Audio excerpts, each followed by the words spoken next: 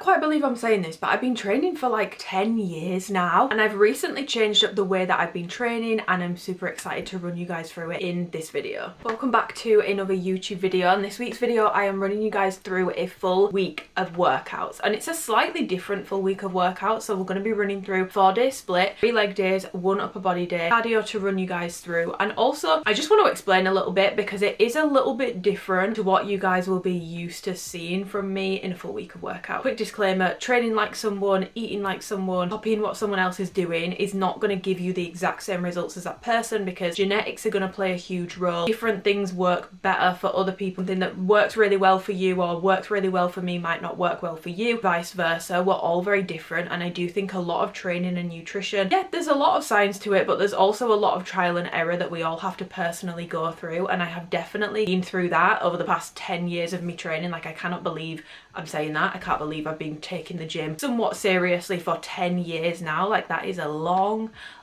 time. What you guys are going to see in this video is a very different approach to training to what you may be used to from me. Reason for this is I am not currently doing my own programming. I have a coach, and the program that you are going to see in this video is their programming, and I am following their lead. Now, week 1, when I first started this program, I was scared because it's a lot more per session than I'm used to. And when I say it's a lot more, in terms of volume, like the actual number of sets, it's not an insane amount more. There's a lot of things I'm doing 2 sets on, more variety within my sessions. Like, a lot of my leg days up until the past like 2 months, which is how long I've been with that coach now, 4 or 5 things in a session. I have definitely been used to doing on the lower end of the volume scale for my training. And if you don't know what your training volume is, that is essentially how many sets are you doing per week per muscle group. So with glutes, for example, the recommended range is 10 to 20 sets per week for the glutes. Now, some people will do less than 10 and see amazing results. Some people will do more than 20 and still see amazing results. Everyone is different, and I do think that people's sweet spot for volume individual. There is obviously going to be a level of science to it. I don't think, you know, doing 45 sets for glutes a week is going to be very productive,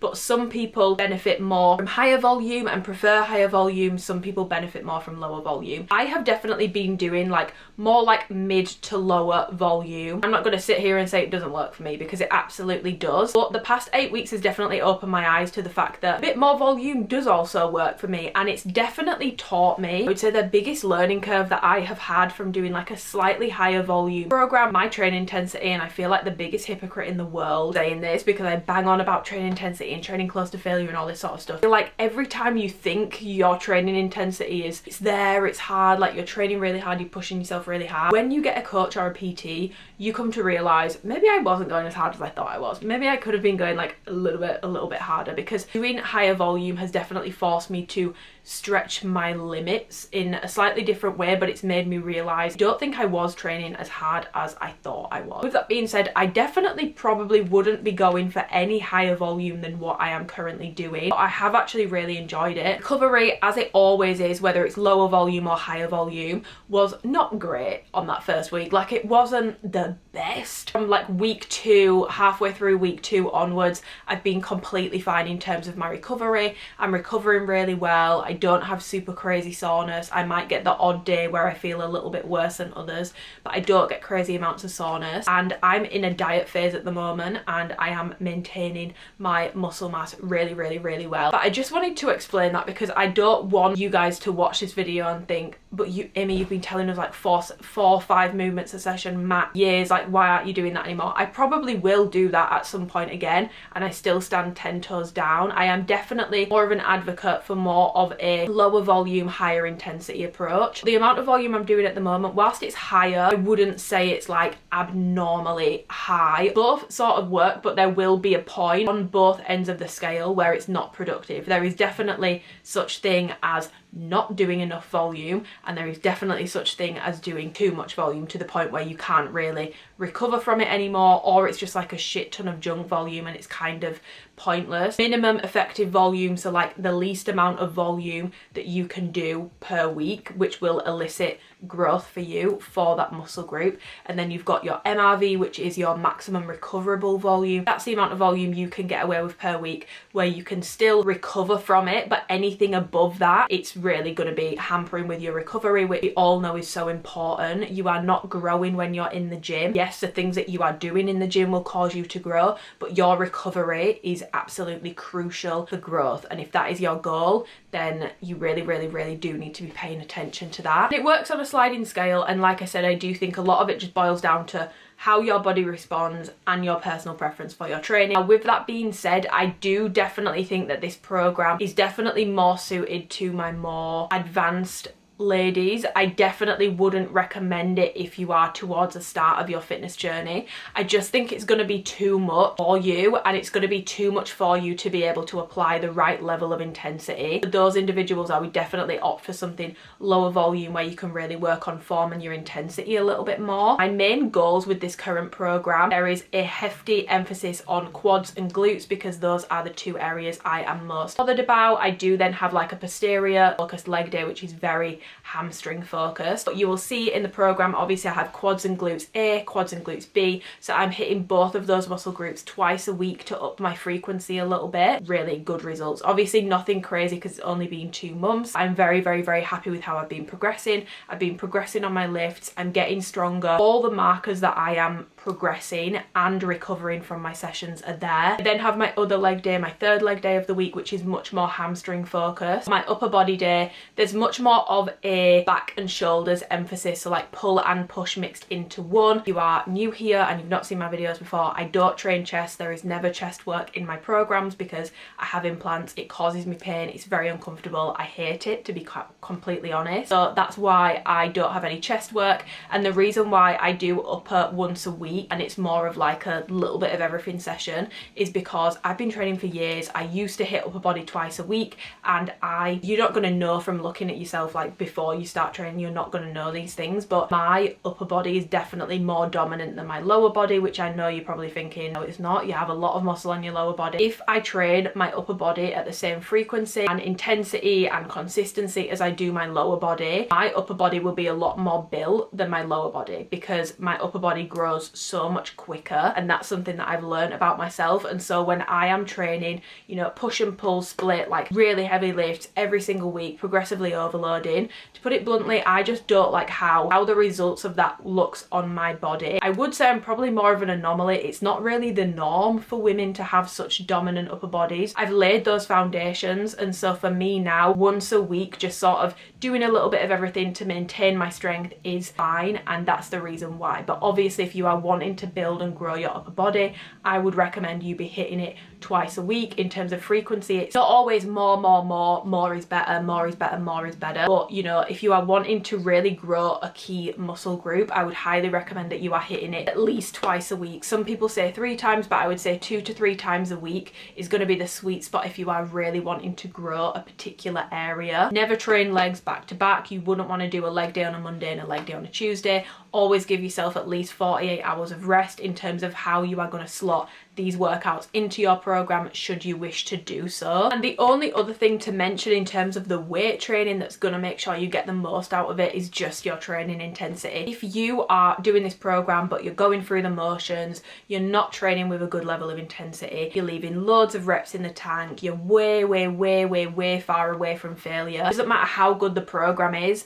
there's only so much it can do for you before you need to actually put in the work yourself. Your training intensity, I would say, is one of the probably the most important thing when it comes to growth, especially for my more advanced lifters. You cannot get away with not training hard. You need to be pushing, not all the way to failure. I don't think you need to push to absolute failure on every single movement, every single set. Your body will be fried, but you know, 2 to 3 reps shy of failure is where you want to be aiming for. And if you don't know where that is, take a week out of your program, pick like 3 lifts that you really want to focus on that week. Maybe lifts that are a bit safer to do this on, so like hip thrust thrust is much safer to do this on. A lat pull down is much safer to do this on. But pick 3 lifts that you are going to push yourself to absolute failure. Failure is not when your muscle starts getting a little bit hurty, it's a little bit burny, it's a little bit uncomfortable. It's when you physically cannot pull another rep out. And I would say in my experience, that point is usually about 5 reps further from when the burning sensation kicks in. This is the tip I follow for myself.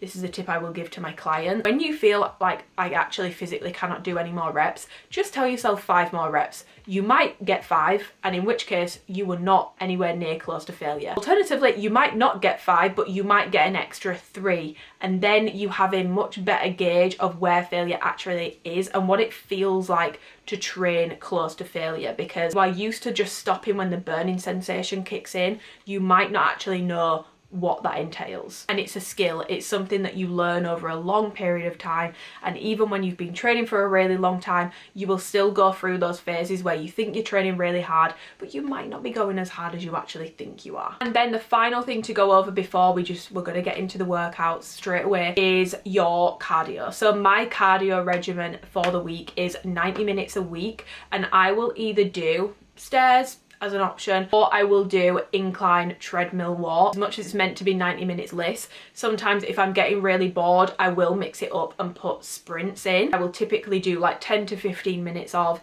and I will usually do about 30 to 40 seconds off, and then however long it takes me to recover. So maybe like a minute and a half, depending how hard I've gone on the sprint. Giving myself that rest. I will either rest on the side of the bell, or I will do some strolling in between, and I will just knock it back down to 5 if you were curious on speeds. I will do my sprints on around 17, 18, and my rest portion on 5. My incline treadmill walk, I will usually do an incline of about 7 to 8 and a speed between anywhere between sort of 5 and 6. In terms of the stairs, I will usually do speed 6 for like 30, 45 minutes, sometimes an hour if I'm feeling brave, but I'm not always feeling that brave. The majority of my cardio though, I do try to keep it to less, especially with my current program. In terms of like frequency, if I am going to do sprints, I can really only do it once a week. Any more than that, and it is just too much for me to be able to recover from.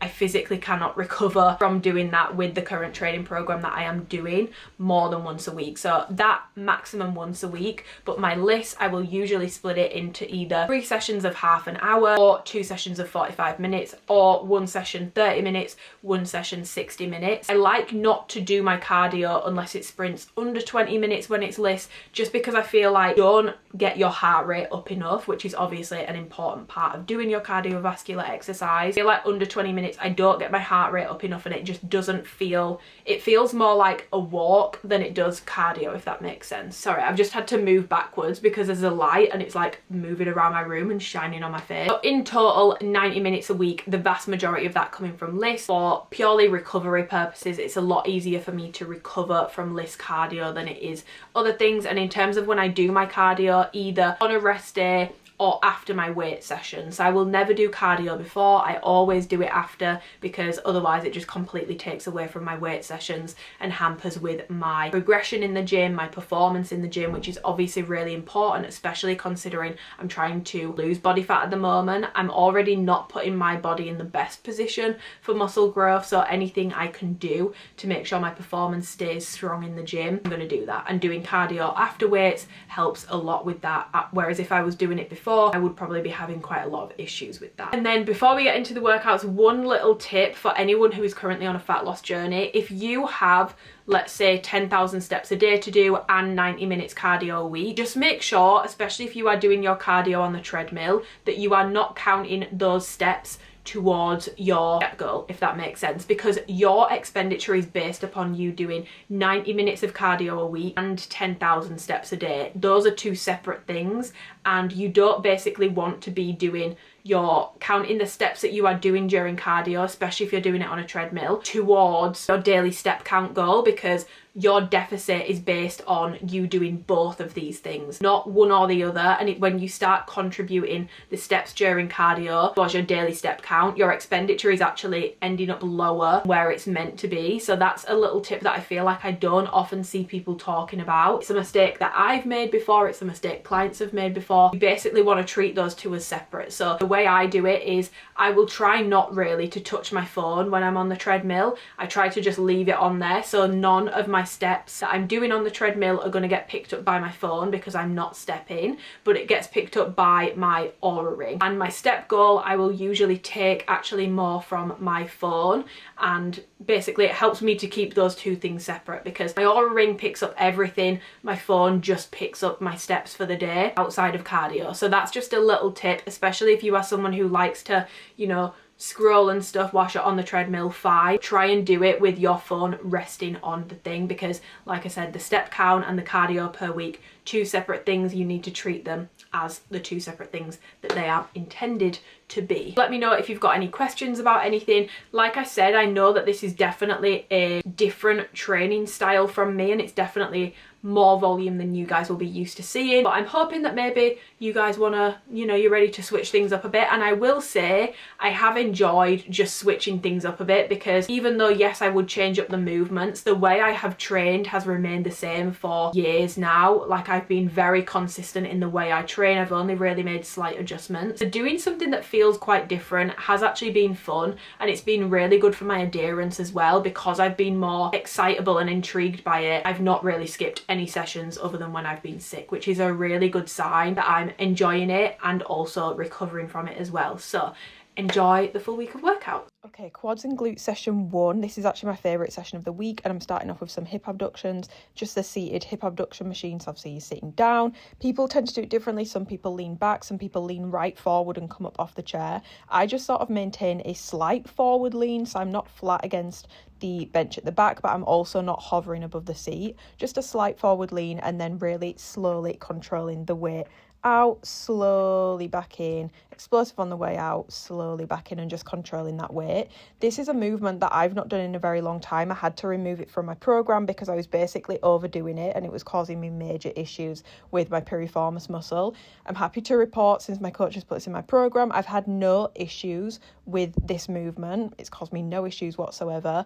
So I'm not getting any pain from it, and I'm actually finding that with my coach having this programmed just before I go in to do hip thrusts, I'm getting better mind muscle connection when I'm doing my glute drive. Now, that is definitely not the be all end all of your training. If you are not new here, you will know mind muscle connection, it's important, but it's not everything. Like, if you are performing a hip thrust, your glutes are working whether you can feel that they're working or not, but it does improve the pump that I get in a session, and it does also just improve my enjoyment because I love that burning sensation. So the second movement that we go into is glute drive. I have both barbell hip thrusts and glute drive programmed in my program. I really like this session because I get to use the glute drive, which is so much harder, by the way. I definitely find that my weight is much lighter on this as opposed to when I do barbell hip thrusts, simply because I'm not used to it.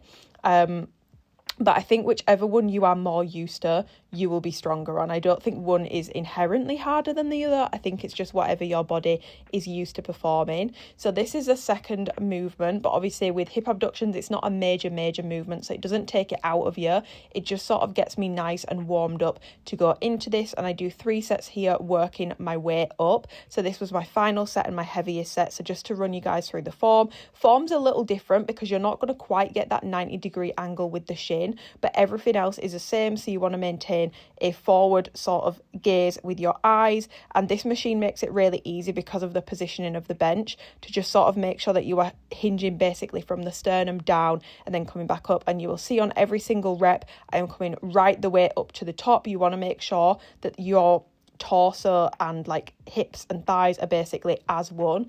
You know, you want to be able to eat a meal off that. That's how you want to be performing it, because if you are not locking out properly on your hip thrust, you're not getting the most out of the movement. That is where your glutes are working the hardest. So it doesn't matter if you have racked on, 300 kilos. If you cannot lock out that weight properly, it's pointless. Strip the weight back and focus on the lockout. That is the number one thing you need to focus on for your hip thrusts and glute bridges, whether it is on a machine machine or with a barbell. So moving on here and then moving on to leg press. So I do a heavier set here followed by 2 lighter sets. Stance wise, I'm going with about shoulder width apart because this is a quad and glute day. So I'm not trying to majorly bias my quads. I'm not trying to majorly bias my glutes. It's a little bit of everything. So I'm just going with a very like neutral stance, about shoulder width apart, middle of the platform in terms of my foot placement on the platform.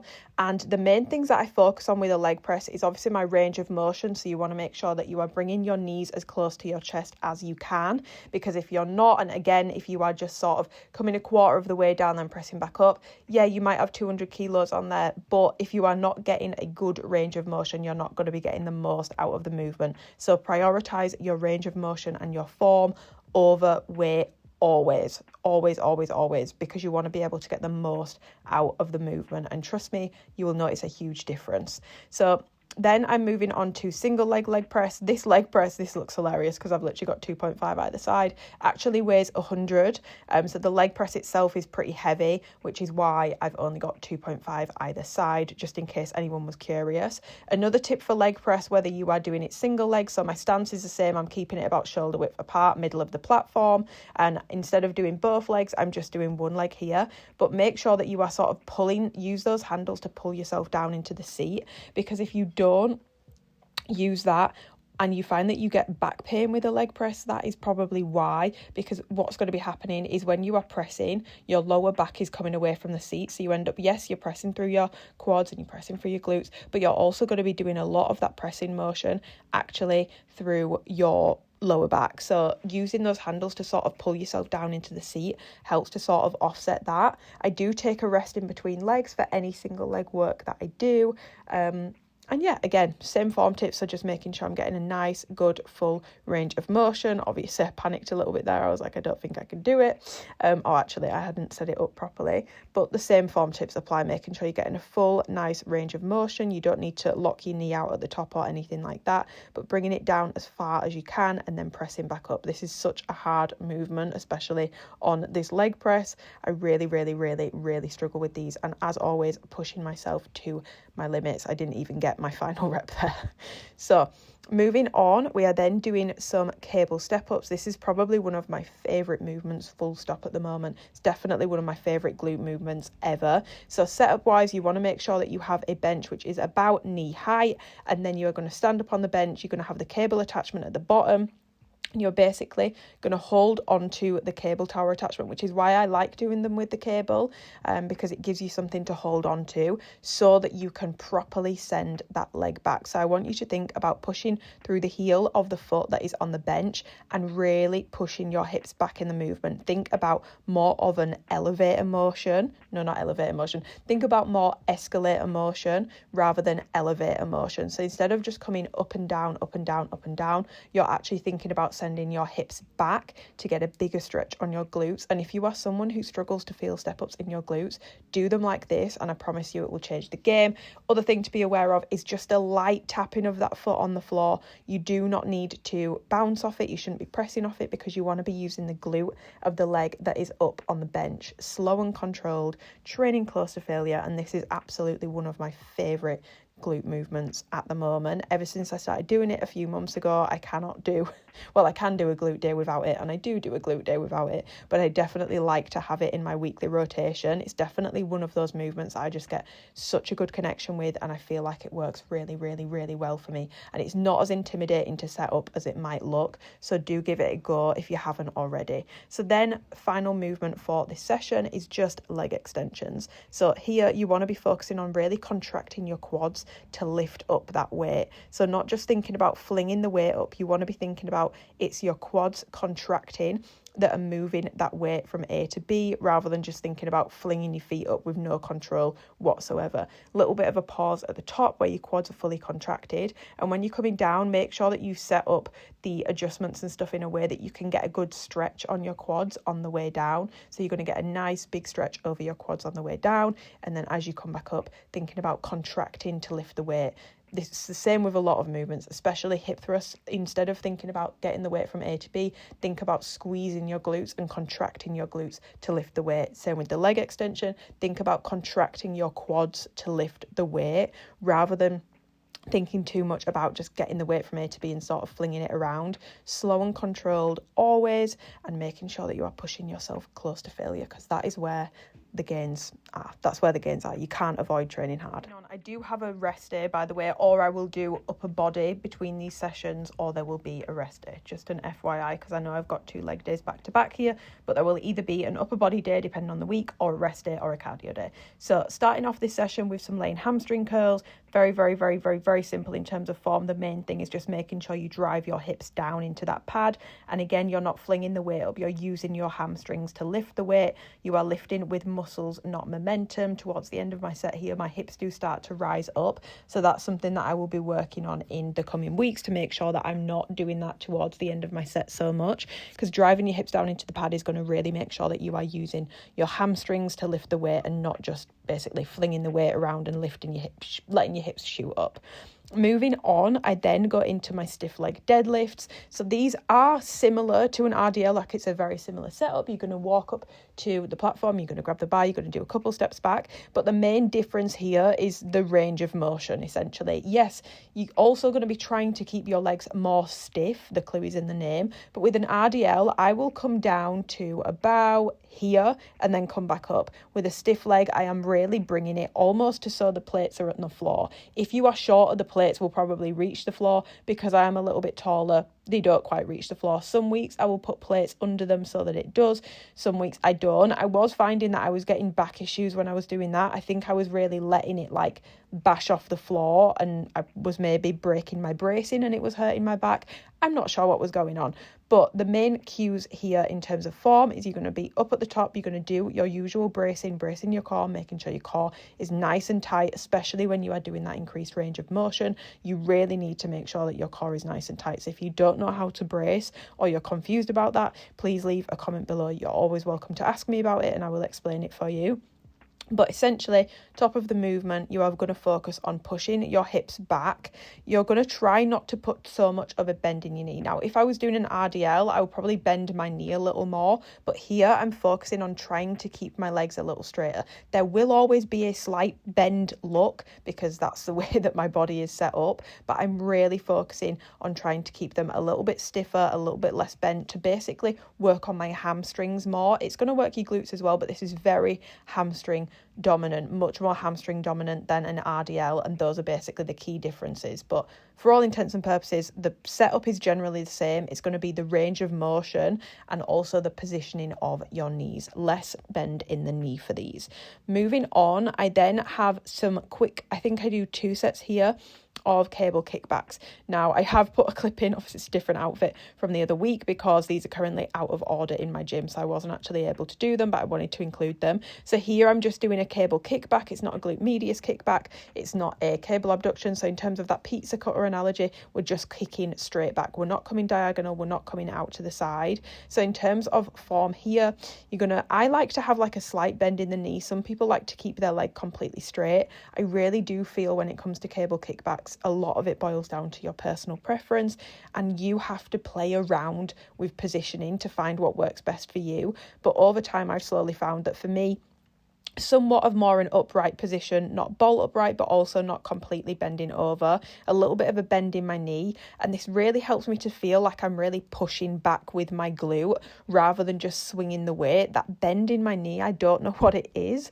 but it really feels like almost like a glute pushback rather than a kickback, I guess. But again, you want to make sure that you are lifting with the muscle here, not momentum. So slow and controlled, a nice little contraction at the top of the movement. You really want to be making sure that you're giving your glute a little bit of a squeeze at the top and then coming back in front of you and making sure you're standing far enough away from the cable to get a little bit of a stretch on the glute on the way down.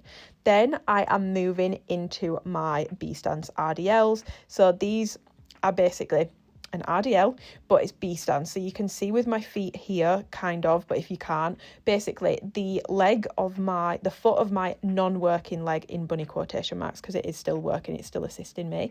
The toes of that foot are going to be in line with the heel of my working leg's foot. So it's basically a split stance, and then the form tips are the same. So you're going to keep a bend in the knee as you come down. You're going to push your hips back and then use your glutes contracting to pull you back up. You can see that these are very, very, very, very hard on the glutes and hamstrings. Like my hamstring that isn't even working is literally quivering when I'm doing this. These are really, really, really difficult, and I would highly recommend, especially because I do these into split squats. My grip does take a little bit of a battering, especially because I've done stiff legs, getting some lifting straps if you are going to do this session.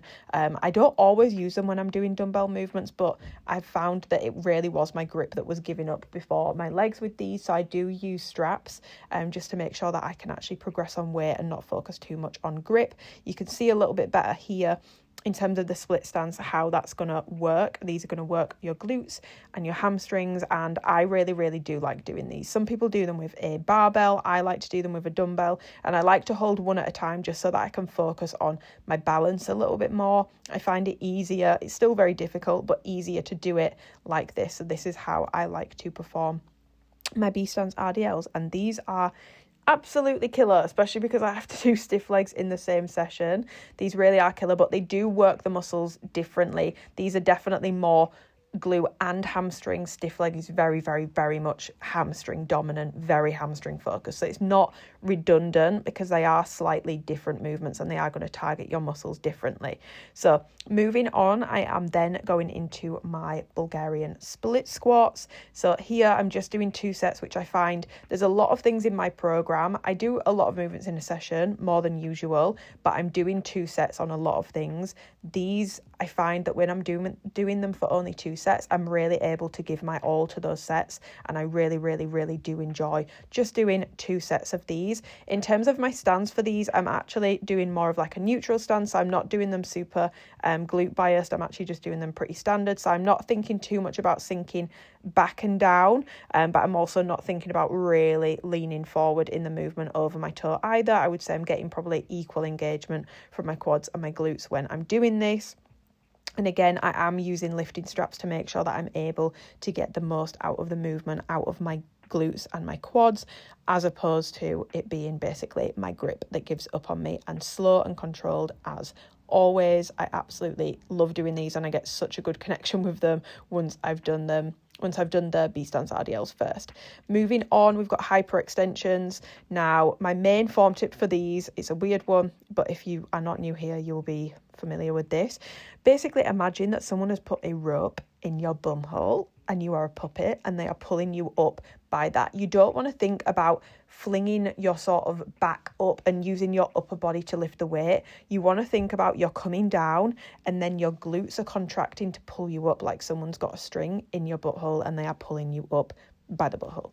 That is what you want to be thinking when you're doing these, and you are going to get a much better glute connection if you follow that form tip, because it reminds you to contract your glutes to perform the lift, not just to fling yourself around on the hyperextension machine, basically. My upper body day, starting off with some single arm supported lat pull downs. Now, I was doing these kneeling for a long time, but since using the bench, I find I just get much better support and I'm able to really, like, I thought I was connecting with my lats before.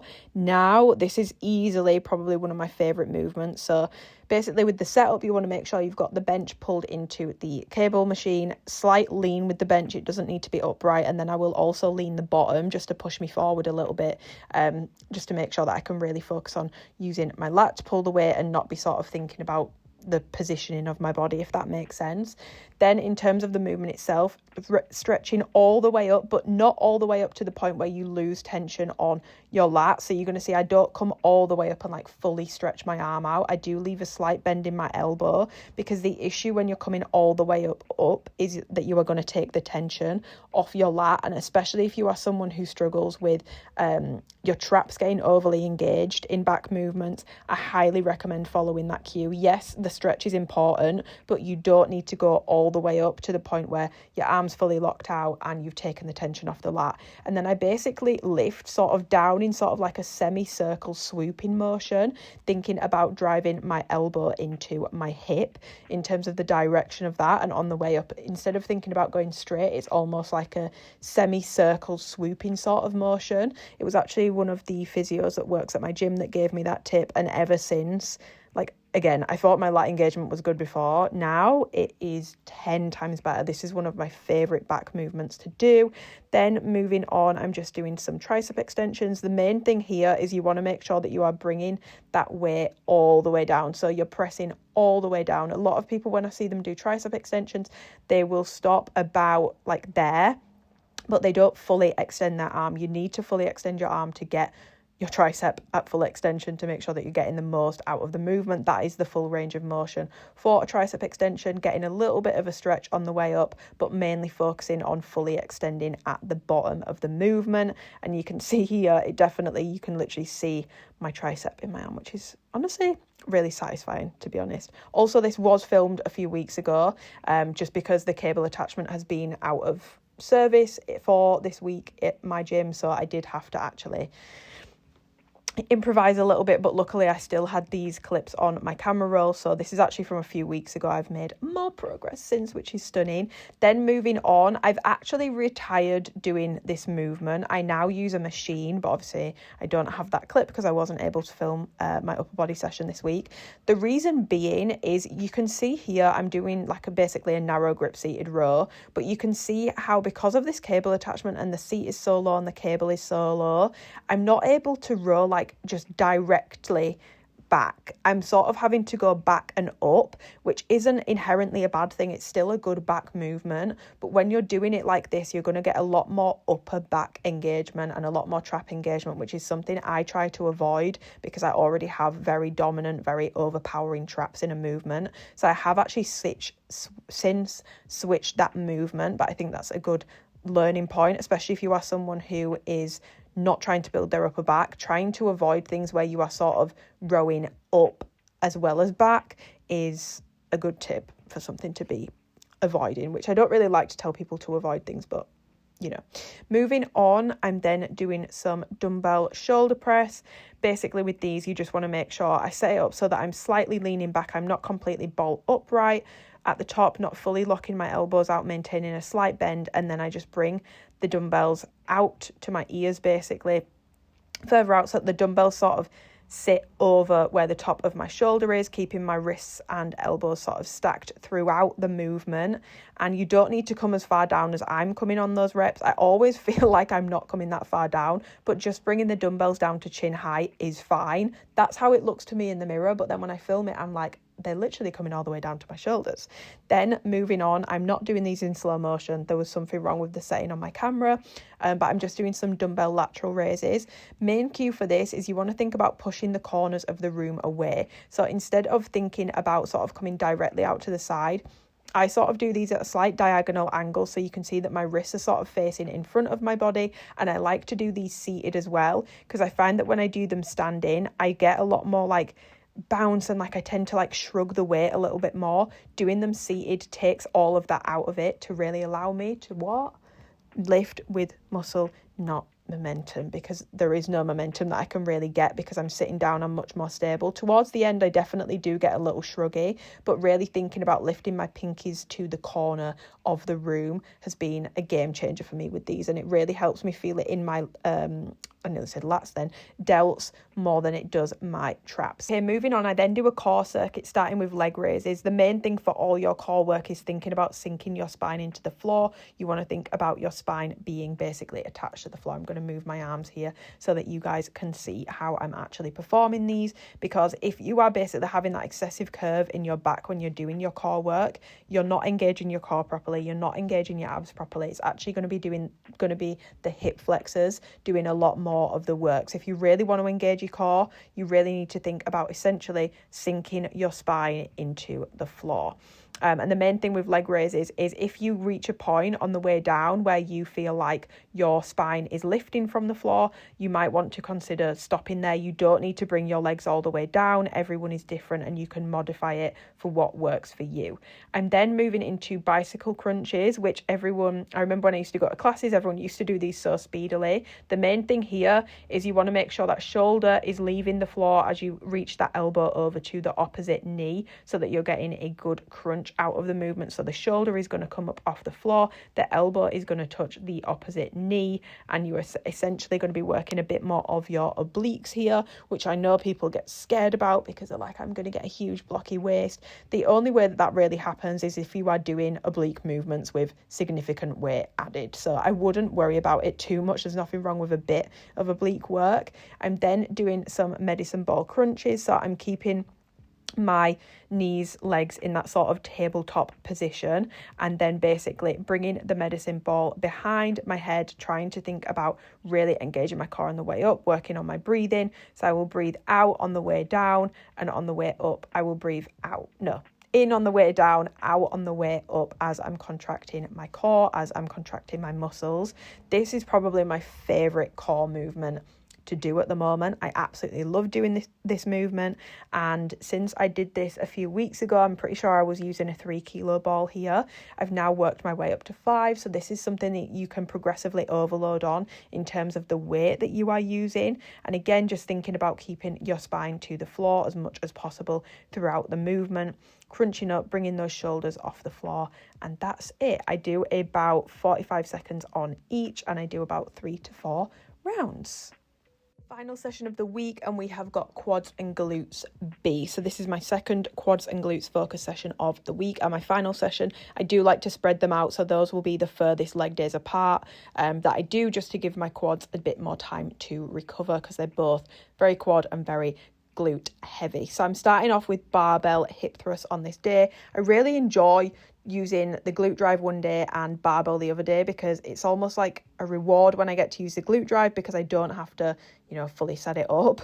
But then when I do my barbell ones, I just feel so strong because I am stronger on these and I can use more weight on them. So I start off by doing one heavier set, and then I move into doing 2 lighter sets. In terms of form for these, you guys have seen me go over them like literally to death, but bench, you want to be about sort of like where your bra strap sort of sits. Then you're going to shuffle your feet in so that when you come to the top of the movement, your shins sort of form a 90-degree angle at the top, coming down, maintaining that forward gaze movement, mainly coming from the sternum, and then contracting your glutes to lift that weight up. You're not going to be thinking about just flinging the weight from A to B. Think about it's your glutes contracting that are lifting that weight up, and a strong lockout at the top, because if you are not locking out your hip thrust properly, doesn't matter how much weight you've got on the movement, you are not getting the most out of that movement. You must lock out properly at the top, and if you're not locking out properly at the top, quite frankly, the reps don't count. Just lower the weight. It's going to be so much better for you. I promise you that.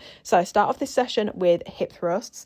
Then moving on, I go into some pendulum squats, but this is technically, if we're going to get technical, it's a lever squat machine. So I do 3 sets here, working up to a heavier weight. The main thing that I focus on here is just having a lot of control over the movement. The main thing that I see with pendulum and lever squats, and even hack squats to an extent, is people basically folding under the weight and not controlling it at all. So when they come to the bottom, they sort of bash off their calves. They use like a bounce in the bottom to get back up rather than using their muscles. And like I said, you want to be using your muscles, not momentum. And it's a very easy it's a very easy trap to fall into. It's something that I struggled with. The main thing that's going to help you with avoiding that is just slowing the movement right down. And all throughout the movement, I am thinking about not letting the tension in my glutes and quads go at all.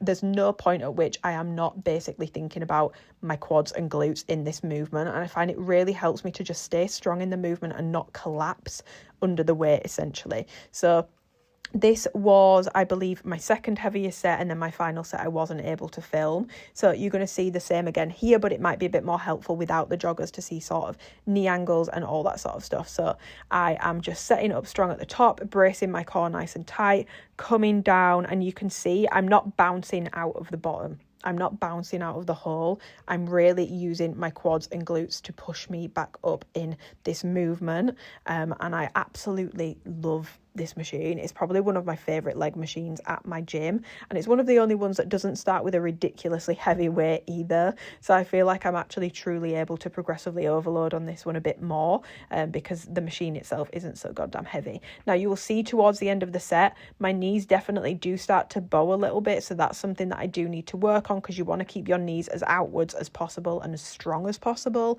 But within the nature of any squat pattern movement, as you are approaching failure, it is normal to see a slight breakdown in form in terms of like your knees kind of like almost caving a little bit. You'll see it here, like on the way up, my knees definitely do struggle a bit.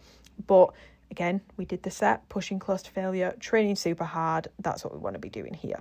Moving on, I'm then doing some dumbbell split squats. I absolutely love doing these. So the difference between a split squat and a lunge is with a lunge, you would typically be starting in a feet together stance. You're going to push one leg back to the middle, back to the middle. With a split squat, you are maintaining that split stance the entire time, and you're essentially not lunging because you're not bringing your leg back and forth. You're actually just in a split stance doing squats, hence the name split squats. So I do one leg and then the other, and again, this is another movement where I'm only doing 2 sets on these, which I feel like I can give so much more, and there's a lot of things in this program that I only do 2 sets of. So whilst it looks like a lot, there's actually a lot I'm only doing 2 sets of, and I feel like I can really give my all to it because of that, if that makes sense. So then I'm just going on to my other leg. Main things to focus on here is just making sure that I am basically not bashing my knee off the floor. Like, my knee can touch the floor, yes, but making sure that my knee isn't bashing off the floor, because I want to be driving through the heel, the quad, the glute of the leg that I'm trying to work. So in this instance, my left leg, looking at the screen, my left leg. And yeah, in terms of stance, I don't do super wide, I don't do super narrow. I would say if anything, it's probably a little bit more quad biased than it is glute biased when I'm doing these. That's just sort of my favourite way to do them, and I absolutely love doing this movement. I would say these, maybe my B-stance RDLs and my cable step-ups, are my favourite things in my programme at the moment. Then moving on, I'm doing some single leg extensions. This is not something that I have had in a programme in a really long time, and I'm really enjoying it because it's definitely allowing me to see where my imbalances are. I definitely have one leg that is stronger than the other. Now, if you are in the same boat, any single leg movement that you do, I want you to, by the way, the form tips are the exact same as with a double leg extension. You're just using one leg at a time. But if you are in the same boat and you have imbalances, any single leg movement, start with your weaker leg, go close to failure, 2 reps shy of failure, all the way to failure, however it is that you're training that particular day, and then match the reps on your stronger leg. So you might feel like you could go for more on the stronger leg, but don't, just match the reps. Other things you can do is add in additional sets. If you have a really bad imbalance, you can add in an extra set for single leg movements for your weaker leg, but I would only really be doing that if you have like significant imbalances, which most people don't. Most people have a normal level of imbalance. Some level of imbalance is normal, but I definitely do notice that I have one weaker quad than the other, and I didn't actually realise it until I started doing my single leg extensions. So I'm glad that these are in my programme, because it's allowed me to sort of highlight that and be able to work on it a bit more, because like I said, I can implement what I've just told you about with starting with the weaker leg and then matching reps on the stronger leg. So yeah, I do those, and then to finish off, I do sumo squats. Now, I retired sumo stance from my workouts for a long time, but I will say I have been enjoying doing these. So essentially, very wide stance, sumo stance, feet pointing outwards, and then I basically hold the dumbbell between my legs here, and I hold it sort of with both hands just to help my grip a little bit more. And thinking about, it almost looks a little bit like deadlifty just because of the nature of a sumo stance. That's sort of how it's going to look. But thinking about really slowing the movement down. My tempo on these is like 4 seconds on the way down. So it's a very slowed down movement. But again, I'm only doing 2 sets here, and I go a bit heavier because I do low reps on these. I'm only doing like 5 to 7 reps on these. So I do really enjoy doing my sumo squats, which is something I have not done in such a long time, but I've been really enjoying doing them again, and I get a really good connection with them too. And then to finish off, I just do 2 sets of dumbbell walking lunges, and especially after I have done my single leg extensions, these absolutely fry me, but it's such like a nice challenge at the end of my session. I would say this leg day is definitely the hardest out of all my leg days during the week. Yeah, quads and glutes A is probably my easiest. It's still hard, but feels easier. Then the leg day, then quads and glutes B, just because I just feel like this leg day just feels very, very, very intense. There's a lot of quad work in it, and quads, I fear that might be the worst muscle group for like the build up of lactic acid, and therefore like the burning sensation. I just feel like it's so much worse for the quads over other muscle groups. So I think that's probably why I struggle with this leg day so much, but it feels really good. At first I did struggle with recovery, but now I'm completely fine. I'm like 2 months into it. After like the second week, I was fine with recovery.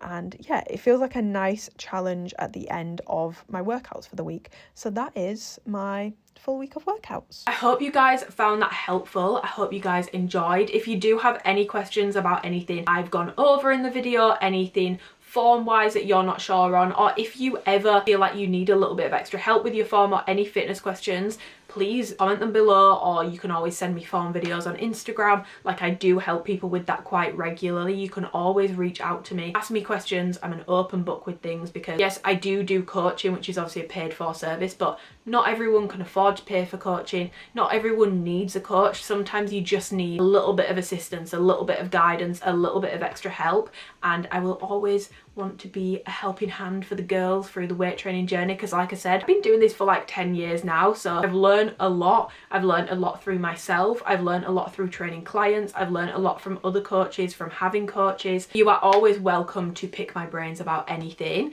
But yeah, it's been a while since I've done a full week of workouts video, so I hope that you guys have enjoyed it. If you want me to do these more regularly, let me know, but obviously it is quite difficult because I don't change my program up often. I get a new one. If you guys would be interested in me sharing that, then please let me know. Other sort of fitnessy educational content that you guys want, let me know, because I do still enjoy doing it, and I do miss doing the amount that I used to do with it, but it just doesn't get that highly requested anymore, and it doesn't always necessarily perform well either, which then makes it very hard to justify spending so long on, because these videos do tend to take longer to get done, to get edited, to get ready, to even film. I would love to share more educational fitness content with you guys, share everything I've learned. So if there's anything you want, like standalone workout videos, mic'd up workout videos, 5 things I've learned, glute growth tips, muscle growth tips, fat loss tips, whatever it is that you guys want content on, let me know, and I will happily oblige and get it done for you guys. But yeah, I really hope you enjoyed the video.